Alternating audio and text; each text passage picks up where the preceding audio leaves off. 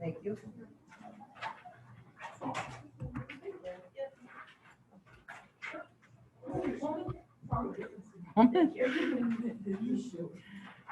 Oh, goodness.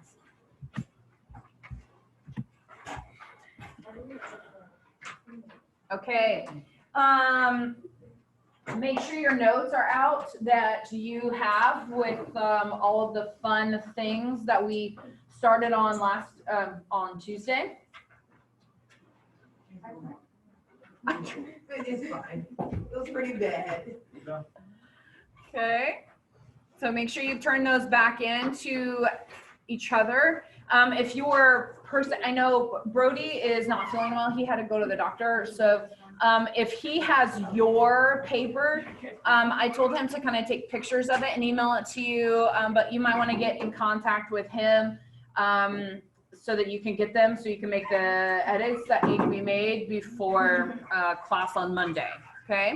Because you will make all of these edits. For some of you who didn't have a cover page, some of those who did not have a reference page, some of you who never cited a single sentence in your whole entire paper, some of those you unfortunately didn't get a chance to get edited so you know is correct or not. But you need to make sure that you're still looking on Purdue Owl, you're still looking back at your notes, you're still doing all those things. Because this is you're going to be your first experience. If you thought I graded your APA template harsh, this is going to be graded a lot harsher because you've just had this edited by other people. Now, if you maybe only printed out one and you only got one person's edits and maybe they didn't do a lot of edits to your paper, it may be in your best interest to take it to the Writing Center.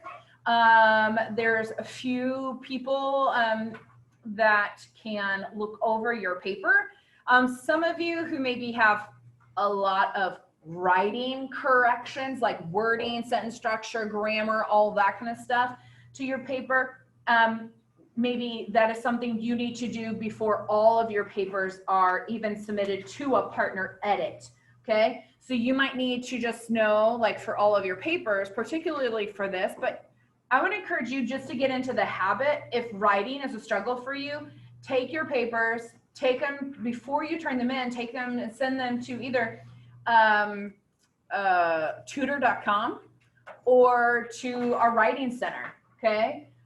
So if you do not know who is on the Writing Center, there's a link in every single one of your classes Canvas pages for the Writing Center. So literally on your home page, if you click on the Writing Center, it will give you the links of how to get in contact and who's doing the Writing Center, sending them your paper to be edited. But that would also mean for you guys to be on the ball.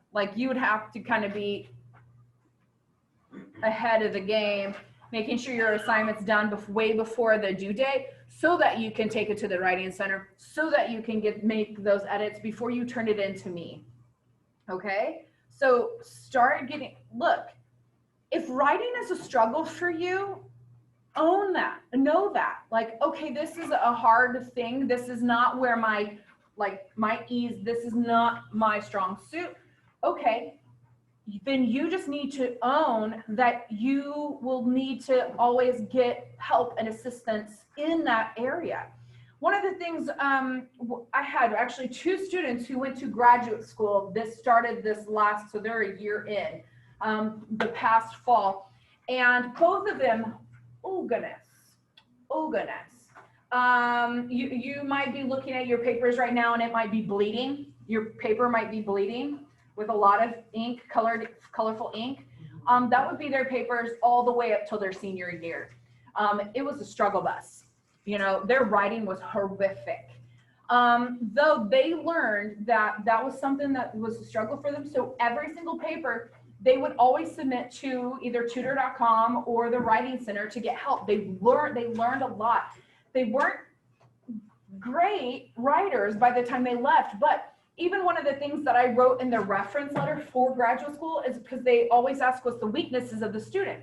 And I said their weakness is writing and communicating their thoughts and articulating it in a concise, grammatical, sentence structure kind of way. Though they have learned how to get help in that area. So please hear, as professors, I don't care that you always know how to do, but you know how to go get help to learn.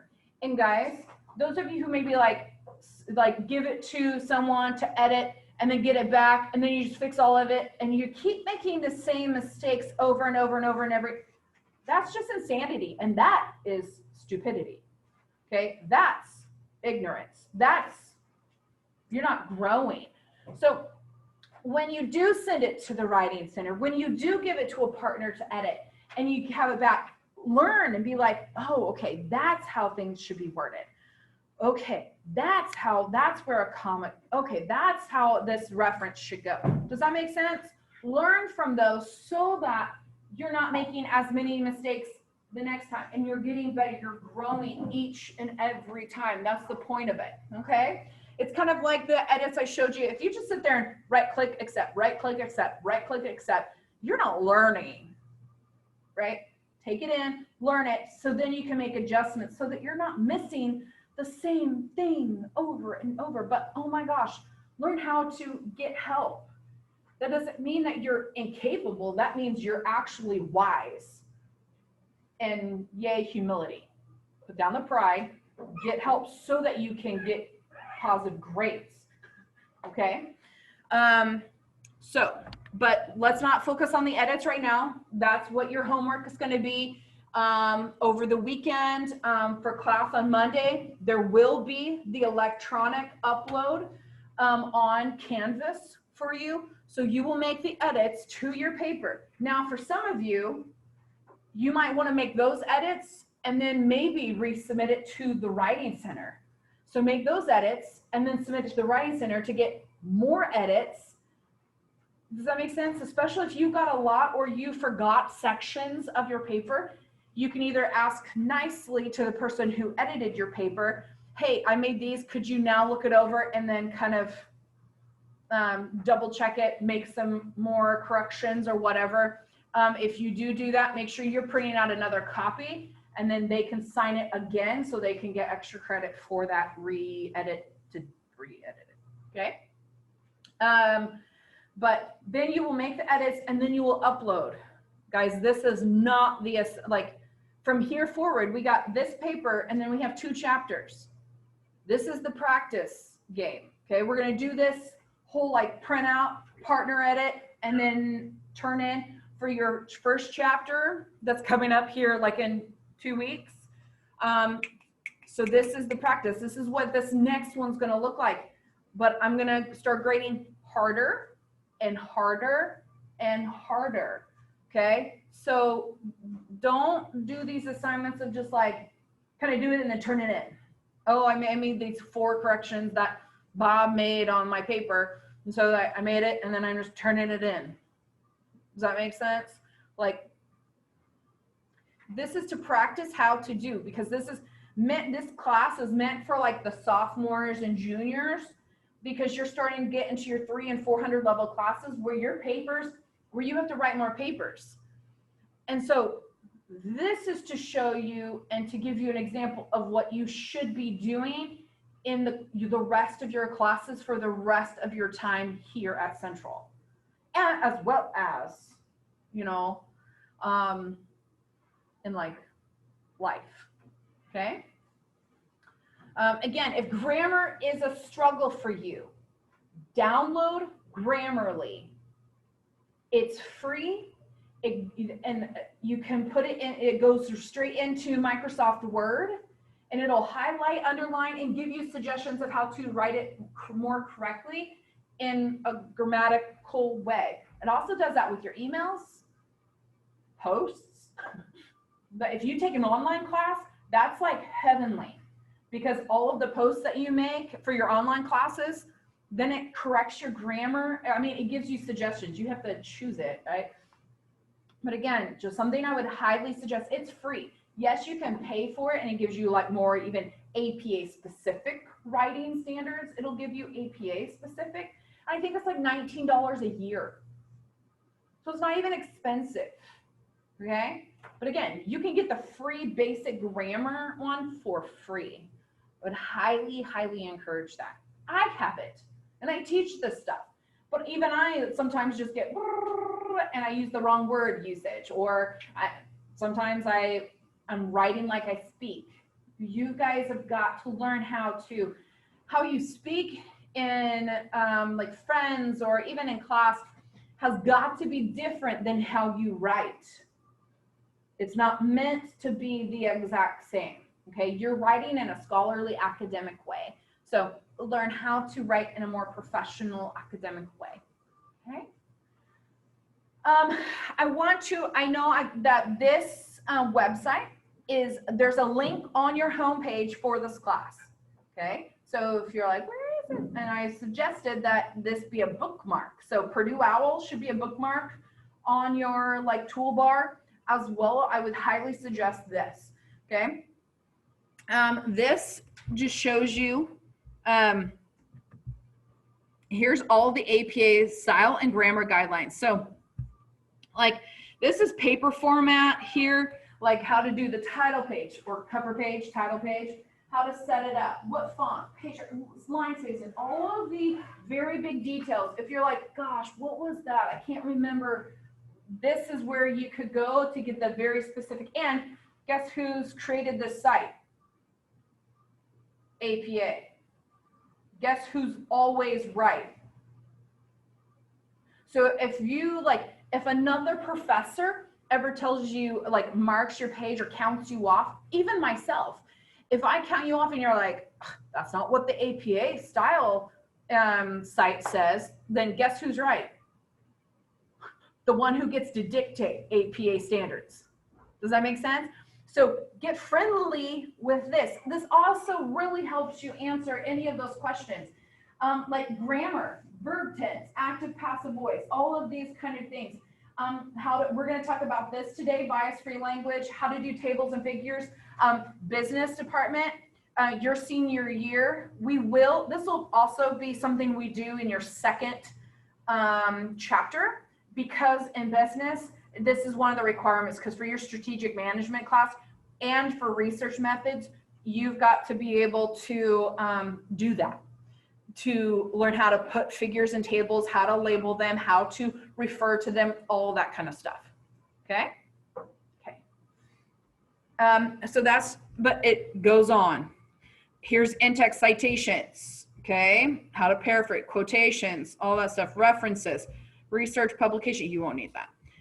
Mechanics of style, how to commas, spelling, capitalization, numbers, we're gonna talk about that today as well. When to use italics and quotation marks, abbreviations, lists, and then the old 6th edition, which don't ever go to that site. Okay.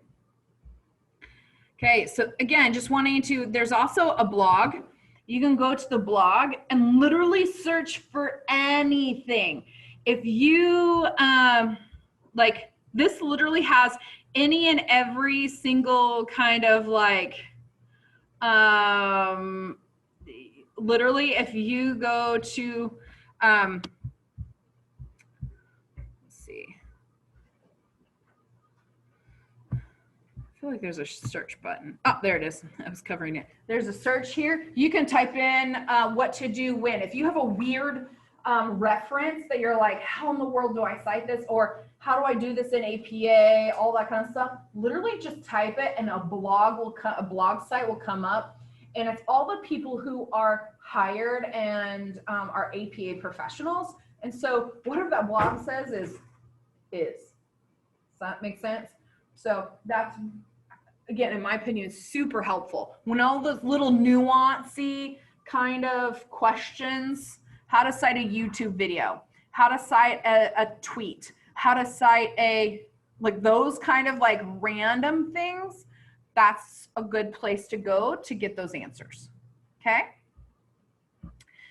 Before I get into some of the things that I want to touch base on today do you guys have any questions before I dive into some more specific little edits and writing stuff. Okay, so something happened this last week where I was trying to get ahead and look up some more articles Yeah. on EBSCOhost, and I had asked the librarian why it's not loading, and she's like, oh, well, it's probably because I haven't paid the bill. So if something like that happens again in the future, what do you want us to do other than use Google Scholar? Just Use Google Scholar. Yeah, and again, I think it's unfortunate because it's a double-edged sword. If because Google Scholar, sometimes you can find like the article you want, but you can't find the full text. Well, then we pay for EBSCOhost, so then we usually can take that title, go into EBSCOhost, and find it, right?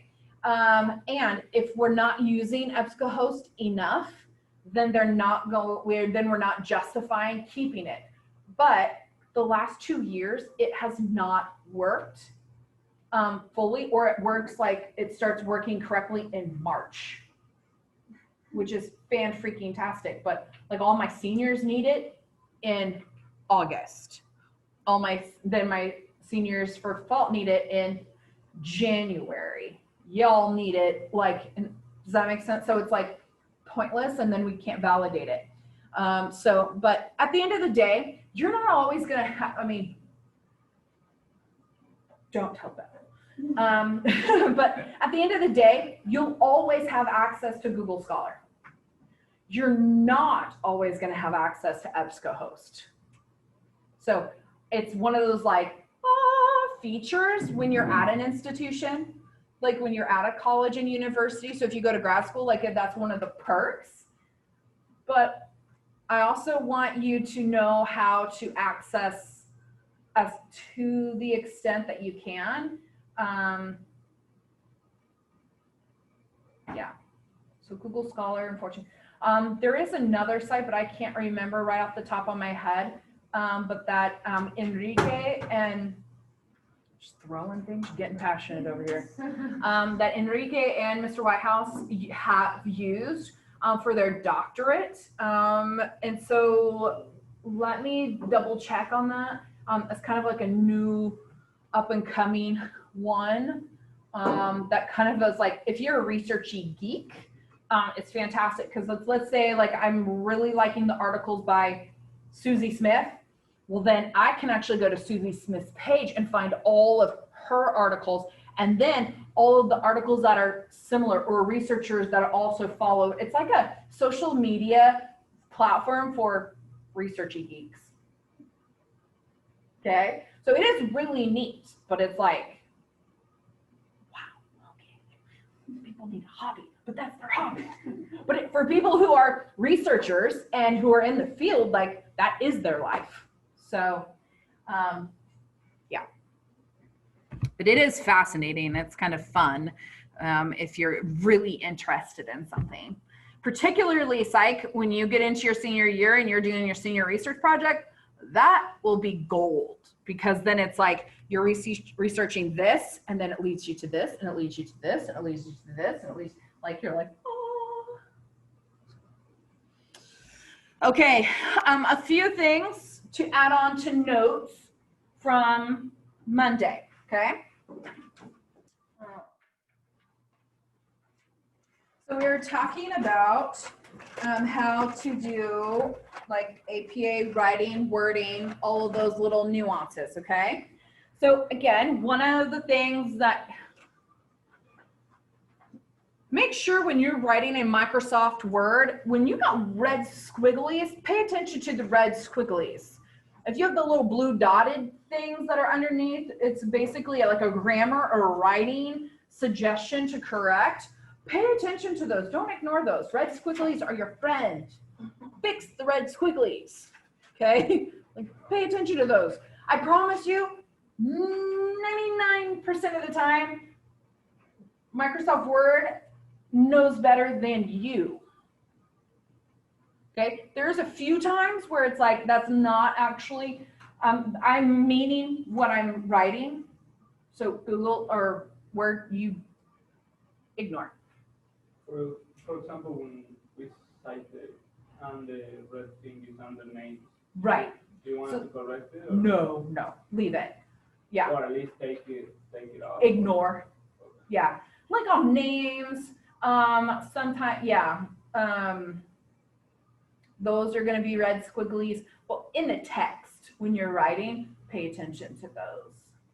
Okay, sometimes proper nouns, of company names or how they're worded, they might be red squigglied, but double check. That should be your warning of like, ooh, am I spelling it correctly? Okay. Okay, here's some other wording. A lot of times you say in order to. Okay, stop it.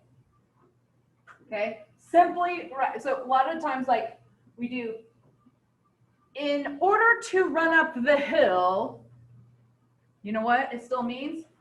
To run up the hill. So this is no, this is correct, okay? To run up the hill. So instead of this, we want to cut out in order. Just start with to. So in order to pass this class, you would need to turn in all 3 drips. Instead of saying in order to, it keeps the meaning to say, to pass this class, you need to turn in all 3 drips. Does that make sense? This is just excess. This is creative writing. And that's APA. Can I say what I mean in a smaller amount of words? That's academic. That's, professionalism. That is scholarly. That's APA. Write, be concise, condense. Okay. What was the other one? I had just an example. Oh, the same with to be able to. Okay. This also is a no-go. Okay. So to be able to walk, I would need to do blah, blah, blah, blah, blah. Okay.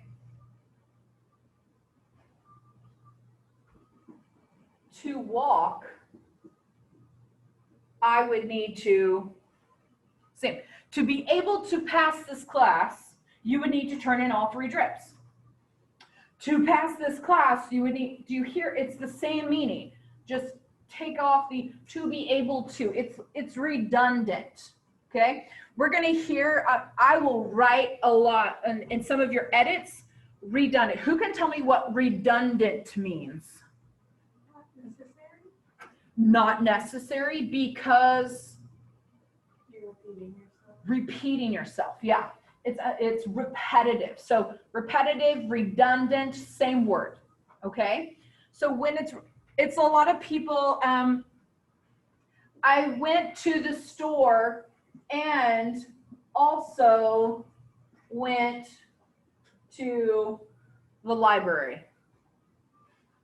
This and this means the exact same thing. So this is not okay. Okay, so this is redundant. Redundant. Okay, so I would say, I went to the store and went to, or as well as. That's a phrase I really want you guys to start utilizing better. As well as, okay? Because as well as is a good and substitute. So I ate apples, oranges, and bananas, as well as carrots, cucumbers, and tomatoes. Okay? So especially when you have there's a list and there's an and already, you don't want to put I ate oranges, apples, and bananas, and carrots, cucumbers, and tomatoes, right? Because that becomes lots of ands, and it's really weird. So that's where you can utilize the as well as. Does that make sense? As well as is a good substitute also for but. She is nice as well as she's struggling in the class. So how do you write that grammatically? What do you Like mean? whenever you say apples, oranges, pears, as well as, like, Yeah. where does the comma go? That's a great question. Okay, yeah, does everyone have this? Yeah. Okay.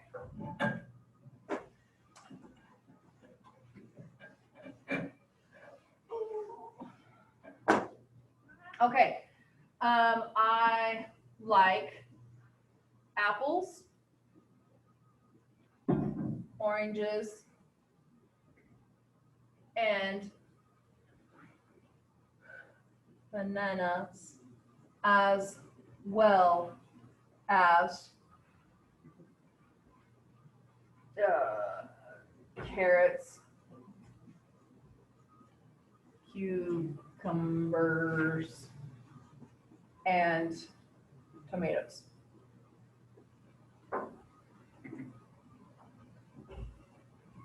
That makes sense? Okay, so this keeps it within this. Now, when we don't put this and oranges as well as, so this tells me this belongs here and this belongs here. Okay, these are a list. Okay. Yeah, does that kind of help? So there's no comma usage around as well as. There's no commas with that. So that's one of the perks. If you are someone who struggles with commas, use as well as, because you know there's no commas. Ever. Okay, it's a nice little, it's a conjunction really without having any punctuation around it. So if you struggle with commas, not knowing where, do I put one before the and, do I not put one before the and, when use as well as and no commas.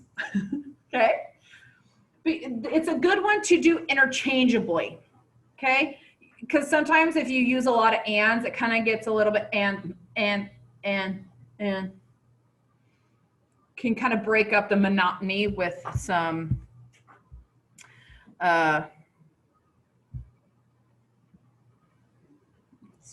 as well as. Okay.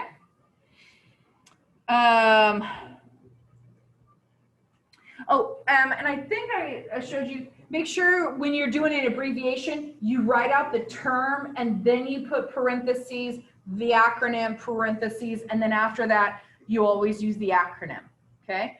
When do you not use an acronym? At the start of a sentence, okay? You would write it out. I would always encourage you to kind of like try to rewrite the sentence so you're not starting with an acronym, but, okay?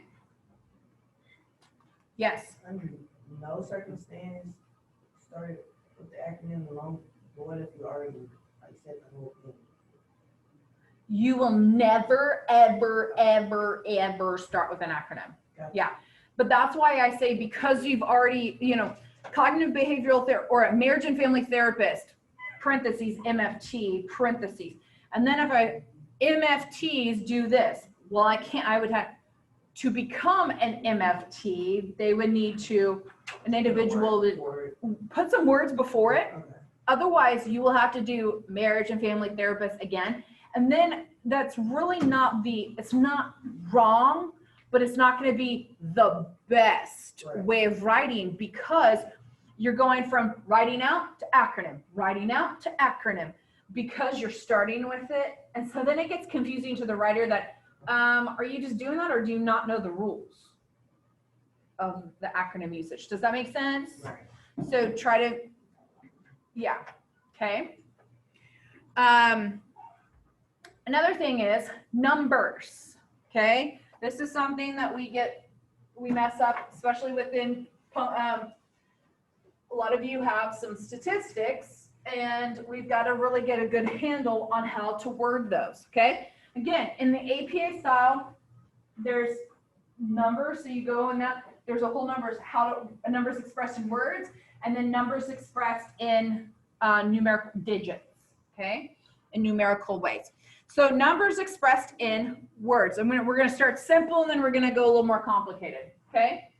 From 0 to 9, write out in words. So this is 1, 4, 9. Okay, so 0 to 9, you're writing the word out. Yes. I remember you said we can't start sentences with a word, with a number. You can't start a sentence with a digit. Okay. So then you would, so let's say 23%. Okay, so, okay, write out if number starts a sentence. Okay, so then you're going to, so here's this one, here's this one. So then you're going to do 23%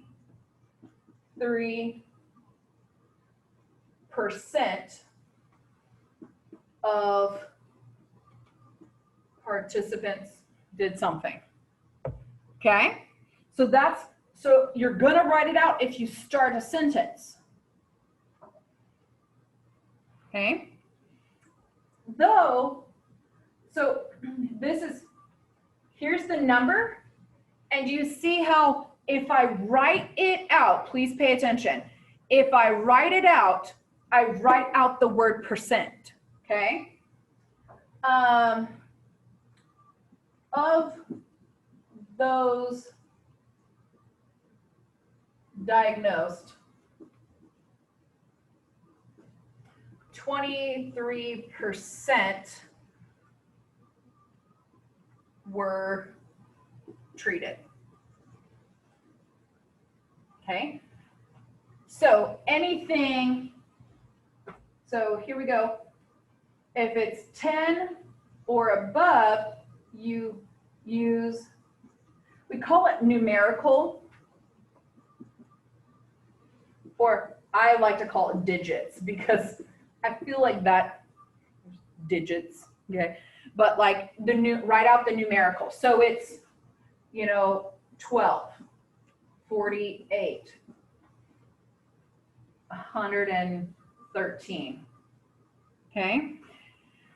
The exception to these would be 100, 1,000,000.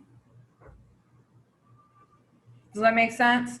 So if it's like 1,000 or thousands of, you're not going to do 1, 0, 0, 0, 0, 0 kind of a thing. Okay, you're going to write 100 people, 1,000,000 people.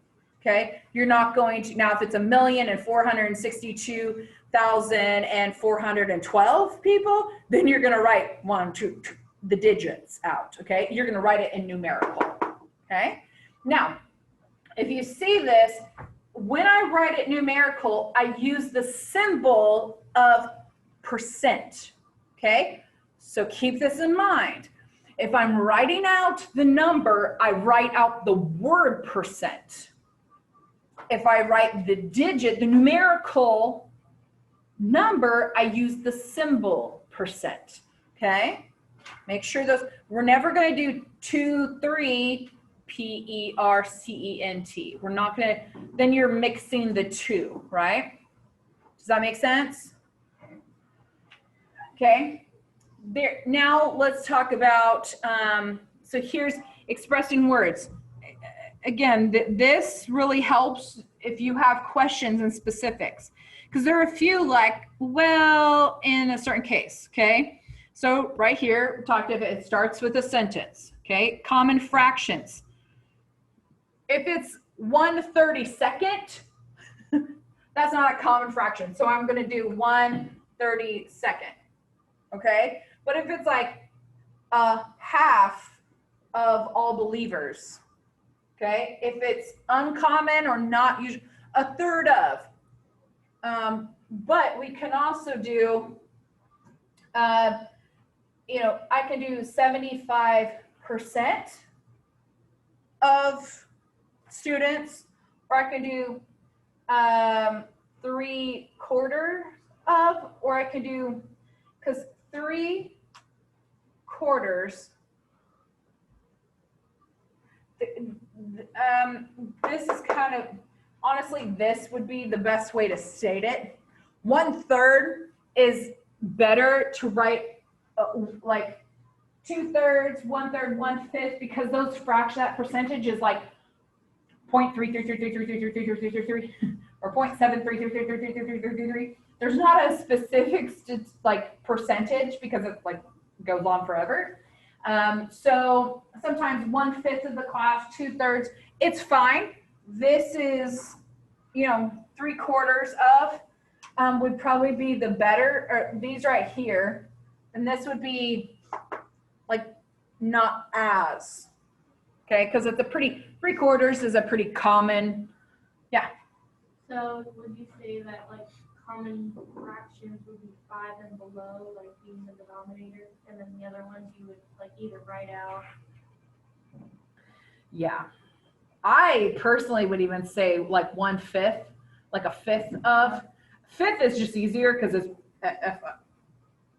F-I-F-T-H, fifth, is nice, but I wouldn't go 2/5 or 3/5, but a fifth and 1/8 of. So if it's like the 1/8, because really, statistically speaking, that's actually nice because it means 1 out of 8. So did you write that instead? Sometimes that's even a better way of saying it, is 1 out of 8. So that would be O-N-E out of E-I-G-H-T, 1 out of 8, okay? One of the other things is universally accepted phrases. So like 12 apostles, we're never gonna do 1, 2 apostles because it's the 12 apostles, the 5 pillars of the, something horsemen, 5,000. Oh, well, that, go you, the 4 horsemen of the, yes, the 4 horsemen of the apocalypse, or the 4 horsemen of Gottman's relationship stuff. But there's like, Is there one that's like 12? I feel like the 5, anyway, if it's a common numbered kind of a thing, It's 4. She was right. well, those are things. I was thinking of that football. If you remember in Blindside, that poem that was written about I know exactly what the riders, the people, like so many horse, I don't know. Anyways, it doesn't matter. But does that make sense? If it's a common phrase, we're going to keep it as is. Now, numbers expressed in numerals and numerical value. Okay. There were 15 psychologists. The study had 40 participants. Now we're going to see, do you see how the students were in the 3rd, 6th, 8th, then 10th and 12th grades? So you stay with writing it out until it gets that 10 and above, and then you shift. Okay. So numbers that immediately precede a unit of measurement. So even though this is below 10, it's not going to be 3 THREE centimeters.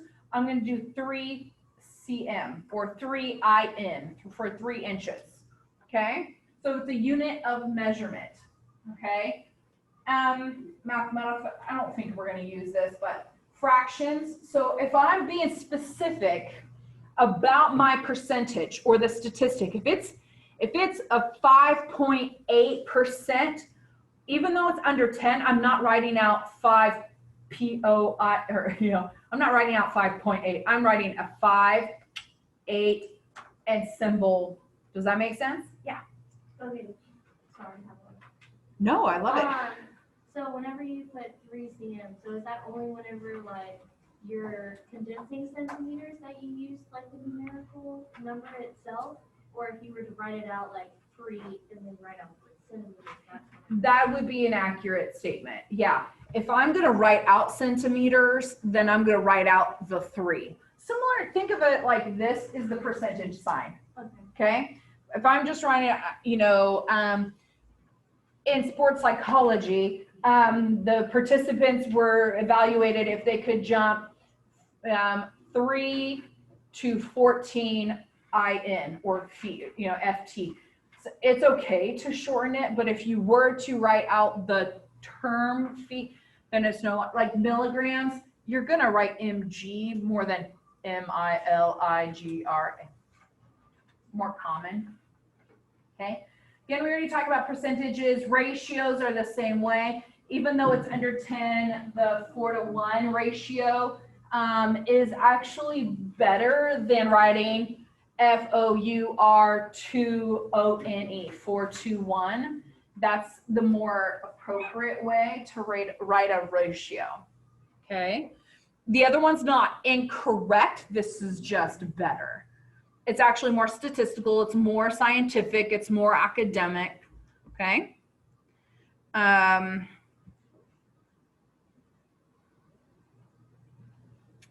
So percentiles versus percentages. Okay. So this is a stupid nuance, frankly. Okay. She was in the 5th percentile of her class. So then it's the number 5, but do you see that we're still writing a percentile? This isn't the 5th percent of her class. Okay. It does have a different meaning, percent versus percentile. There's a level. It's 5%. We don't know what 5% she's in. When you say 5th percentile, that automatically tells me she's in the top 5%. The 5th percentile of, if you think about the NAIA, you have to be in a certain amount of percentile. It's one of the qualifiers to be eligible. And so when they say you have to be in the top 50 percentile, that's what they're meaning. In the 50th percentile, that's what they're talking about. Or when we talk about children, like, oh, they're in the 95th percentile, that means that they're like almost off the charts. Okay. Either they're like the 5th percentile, like they're very low, the 95th, if they score on the test. So, okay, dates and times. So again, when you have like, oh, what if, what about this, what about that? Here's different things to look up, okay? So it's on that APA site. If you have questions and specifics and wondering, what about this? What about this situation? Okay. Okay, just as a clarifier, making sure that we are making the edits that your partner or partners made on your paper. Make the edits in your document. Again, for many of you, I would encourage you to take that document that you fix from your partner's edit. That I would still encourage you. And then if you do and you have the Writing Center forward me, like when they forward you back the edits, just have them CC me in that or send me the forward of that, and I will give you extra credit for doing that.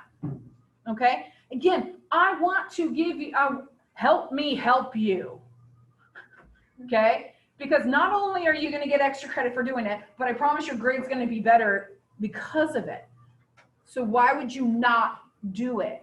Because again, if you have the more and more people editing, that's not them doing your paper for you. That's them correcting, you making the edits, you making shifts, you rewording and kind of working on some of your grammar, checking some of the APA, going back to Purdue OWL. All of the videos from this class are saved. They're in all of your modules. Some of you need to go back to the cover page and rewatch that document. Some of you need to go back to the references page and watch that video. But you have Purdue OWL. Use it. Use it, okay?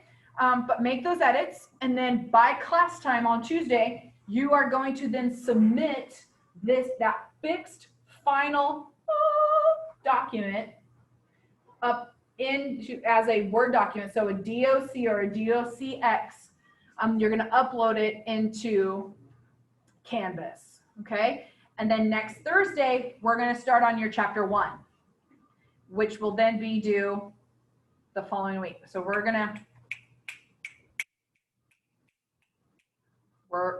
flying now, okay? Yogi, yes. Friday, 12 o'clock,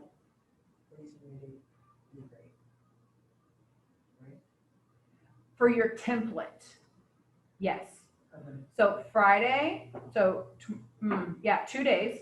So this Friday, if you resubmit, if you fixed your template, your APA template, fix the edits I made, and then I will regrade it. So if you, let's say, because some of you missed whole sections of the paper, so you're really having to recreate.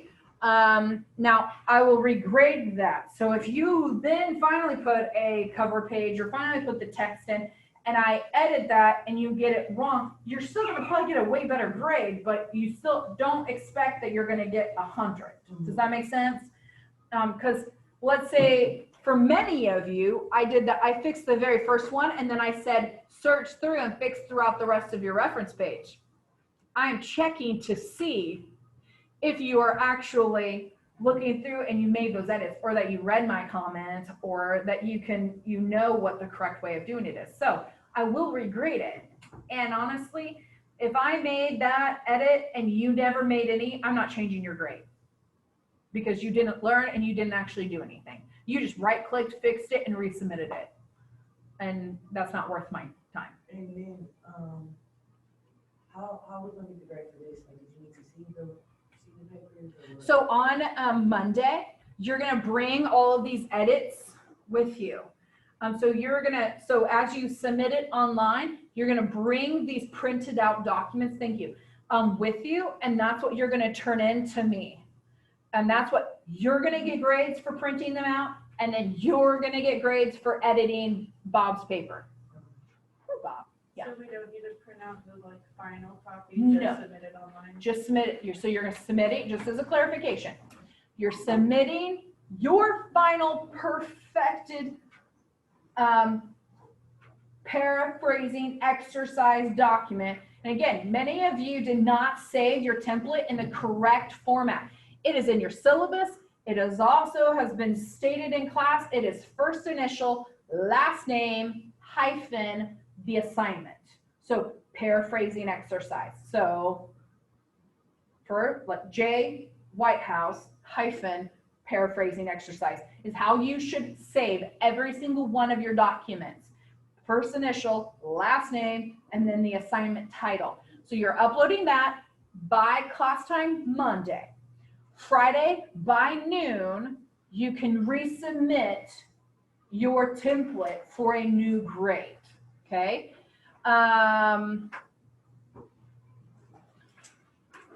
And then Monday, make sure you bring all of your printed out copies. So if you don't bring them on Monday, you get zeros for printing. I know that you printed it out, but this is responsibility. If you do not bring your printed out versions and copies, it's a 0 for you. So do you want us to update our due date on Yes. these as well? Yes. Okay. Yes, great question. Because you'll always turn in an assignment with the due date. So your template, what is the date gonna be? Friday. I think it's October 2nd, yeah. Okay, so it will not be, if I see September on there, it's that you're gonna get something off. Okay, your updated version is gonna be October 2, 2020, okay? Okay, well, we turn these in as is, right? Yeah. What? We- Okay, you're free to go. Let me know if you have any questions.